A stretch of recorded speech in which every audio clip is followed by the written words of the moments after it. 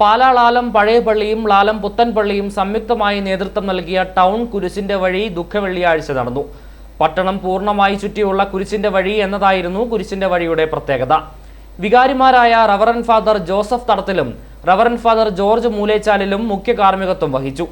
Pala Lalam saint Mary's പഴയ പള്ളിയും Lalam saint George പുത്തൻ പള്ളിയും സംയുക്തമായി നേതൃത്വം നൽകിയ നഗരം ചുറ്റിയുള്ള 69ാമത് കുരിശിന്റെ വഴിയും ഈശോയുടെ കബറടക്ക രൂപം വഹിച്ചുള്ള നഗരി കാണിക്കൽ പ്രദക്ഷിണവും ദുഃഖവെള്ളിയാഴ്ച നടന്നു. വികാരിമാരായ ഫാദർ ജോസഫ് തടത്തിലും ഫാദർ ജോർജ് മൂലേച്ചാലിലും മുഖ്യ കാർമ്മികത്വം വഹിച്ചു. പാലാ രൂപത evangelisation director father Joseph Arimattam സന്ദേശം നൽകി. വികാരി ഫാദർ ജോസഫ് തടത്തിലിന്റെ നേതൃത്വത്തിൽ ദുഃഖവെള്ളി ആചരണത്തിന്റെ ഭാഗമായുള്ള പീഠാനുഭവ വായനയ്ക്ക് ശേഷമാണ് കുരിശിന്റെ വഴി ആരംഭിച്ചത്. പാലായുടെ പരിസര പ്രദേശങ്ങളിൽ നിന്നായി അനേകായിരങ്ങളാണ് കുരിശിന്റെ വഴിയിൽ പങ്കെടുത്തത്. ലാലം പഴയ പള്ളിയിലും ലാലം പുത്തൻ പള്ളിയിലും പ്രാരംഭ പ്രാർത്ഥനയോടെ ആരംഭിച്ച കുരിശിന്റെ വഴി പുത്തൻപള്ളി ഗ്രോട്ടോയിലെത്തി ഒന്നാം സ്ഥലം പ്രാർത്ഥന നടത്തി. കാർമൽ സ്കൂൾ വഴി മുൻപോട്ട് നീങ്ങി കൊട്ടാരമറ്റം വഴി ബിഷപ്പ് ഹൗസിന് മുൻപിലൂടെ കുരിശുപള്ളി മഹാറാണി ജംഗ്ഷൻ കെഴുതടിയൂർ ജംഗ്ഷൻ വഴികളിലൂടെ ബൈപ്പാസ് റോഡ് വഴി തിരികെ ലാലം പഴയ പള്ളിയിലെത്തി. സമാപന പ്രാർത്ഥനയ്ക്ക് ശേഷം നേർച്ചക്കഞ്ഞി വിതരണവും ഉണ്ടായിരുന്നു.